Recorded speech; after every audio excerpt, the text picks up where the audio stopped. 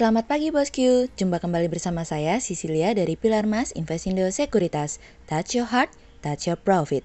Nah, seperti biasa kita akan mulai saja nih market review kita hari ini, Rabu 22 September 2021 dengan episode Daya Tahan.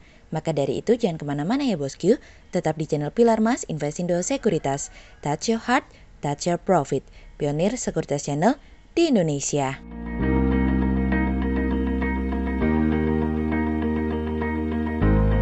Seperti biasa kita akan mulai dari Global Economics Calendar. Ada berita dari US Housing Starts yang naik dari sebelumnya 1.554K menjadi 1.615K. Kemudian ada dari US Building Permits yang naik dari sebelumnya 1.630K menjadi 1.728K, sementara month on month naik dari sebelumnya 2,3% menjadi 6%.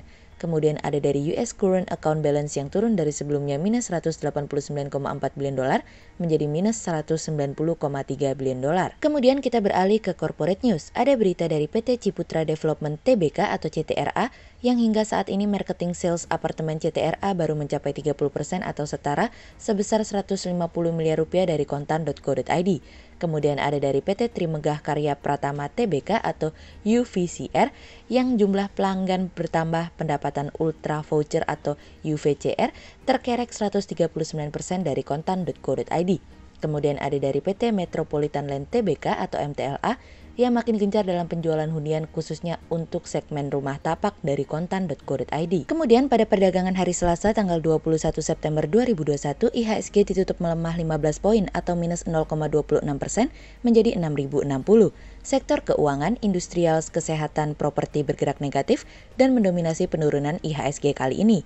Investor asing membukukan penjualan bersih sebesar 232 miliar rupiah. Kemudian kita akan masuk ke market review kita hari ini. Cerita hari ini akan kita awali dari arisan selanjutnya. Arisan selanjutnya akan datang dari pertemuan Bank Sentral Jepang yang akan dihelat pada hari ini nih bosku.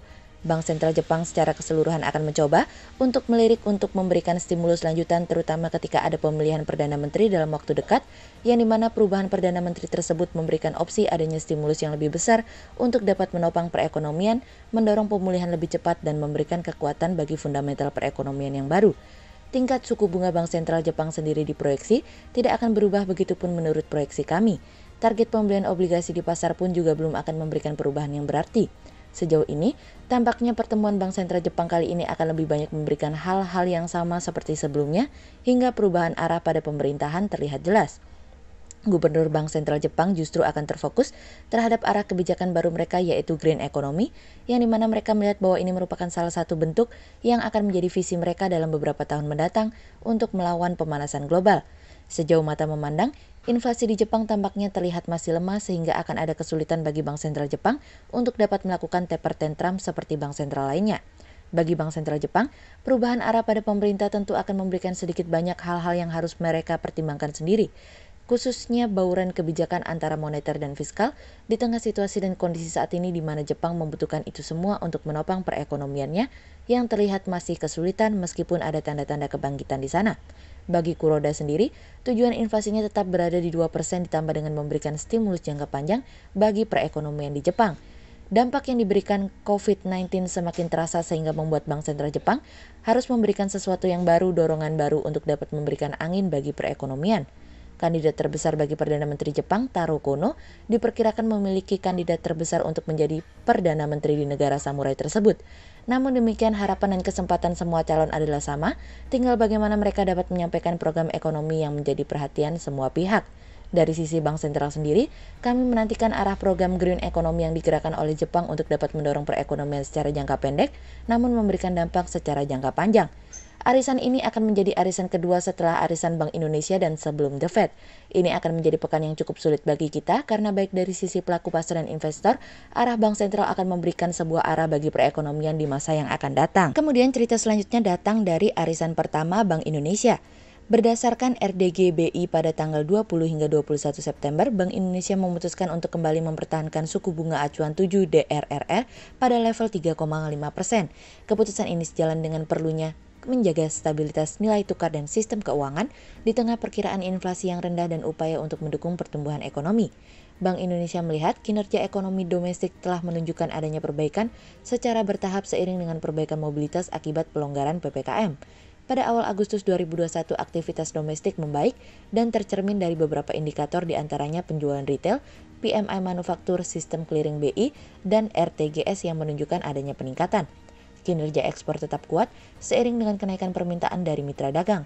Sementara itu rupiah tercatat dalam posisi depresiasi 1,35% year to date, relatif lebih rendah dibanding mata uang negara berkembang lainnya, yakni Malaysia, Filipina, dan Thailand.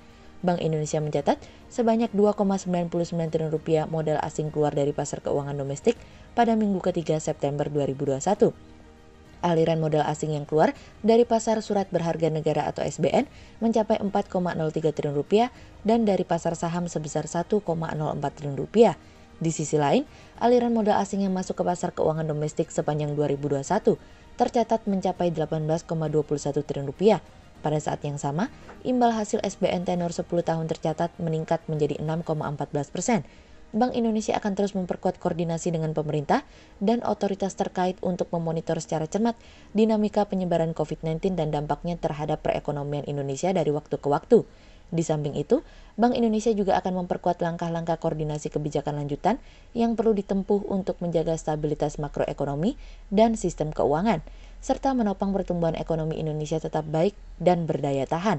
Bank Indonesia menilai kondisi perekonomian Indonesia saat ini dapat lebih kuat dibandingkan pada tahun 2013 untuk menghadapi fluktuasi dari pasar keuangan, di mana Fed diproyeksikan akan segera melakukan tapering. Sehingga berdasarkan technical analisa, kami melihat saat ini IHSG memiliki peluang bergerak menguat terbatas dan ditradingkan pada level 6.020 hingga 6.099. Potensi koreksi masih akan mengintai, hati-hati dan cermati setiap situasi dan kondisi yang ada. Berikut stock watch pilar emas hari ini ya bosku. Yang pertama ada dari BBNI, kemudian yang kedua ada dari BRIS, dan yang ketiga ada dari BMRI. Berikut dua saham yang kami analisa hari ini ya bosku. Yang pertama ada dari WSKT atau PT Waskita Karya Persero Tbk yang optimistis dapat mencapai target pertumbuhan tahunan rata-rata investasi sebesar 25% hingga 2025. Optimisnya manajemen perusahaan mencapai target tersebut seiring dengan langkah strategis perusahaan dalam memperkuat kinerjanya, di mana untuk mencapai hal tersebut didukung dengan kebijakan strategis perusahaan dengan melakukan transformasi bisnis, mengubah fokus bisnis yang tadinya investasi di jalan tol, kami akan berubah menjadi investasi jalan tol dengan kapasitas minoritas dan fokus pada proyek konvensional baik dari pemerintah maupun BUMN. Sehingga berdasarkan technical analisa dalam tren pada jangka waktu short term berpotensi untuk bearish dengan target 650 dan tingkat probabilitas sebesar 62%. Kemudian yang kedua ada dari ERA atau PT Era Jaya Swasembada Tbk yang melirik potensi pasar Malaysia dan Singapura untuk ekspansi bisnis. Ekspansi yang dilakukan tersebut tentunya akan meningkatkan kinerja perusahaan. Masuknya ke pasar Malaysia dan Singapura tentunya akan berpotensi memberikan kontribusi penjualan meningkat di masa yang akan datang. Sehingga berdasarkan technical analisa dalam tren pada jangka waktu short term berpotensi untuk bullish dengan target 650 dan tingkat probabilitas sebesar 66%, sementara dalam jangka waktu long term berpotensi untuk bullish dengan target 950 dan tingkat probabilitas sebesar 60%. Berikut kami akan menampilkan 40 saham pilihan dari pilar emas.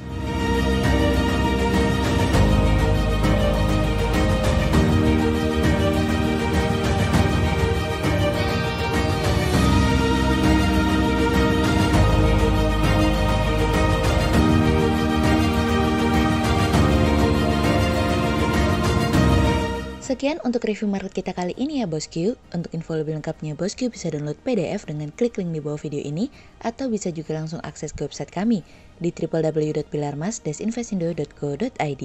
Dan jangan lupa untuk selalu jaga kesehatan buat para bosku ya. Kita akan bertemu lagi besok pagi untuk market review yang berikutnya. Jadi jangan lupa like, subscribe, dan tonton terus channel Pilar Mas Investindo Sekuritas. Touch your heart, touch your profit. Pionir Sekuritas Channel di Indonesia.